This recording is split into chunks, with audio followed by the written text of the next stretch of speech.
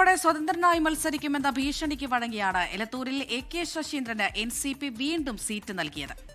മുഖ്യമന്ത്രി പിണറായി വിജയന്റെ ശക്തമായ പിന്തുണയും ശശീന്ദ്രന് തുണയായി.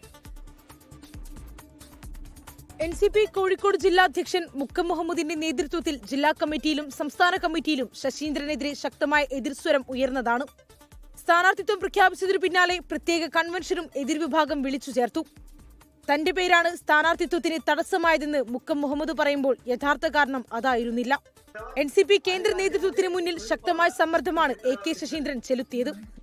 സീറ്റ് നൽകിയില്ലെങ്കിൽ ഇടതു പിന്തുണയോടെ സ്വതന്ത്രനായി മത്സരിക്കുമെന്ന് ഭീഷണി മുഴക്കി.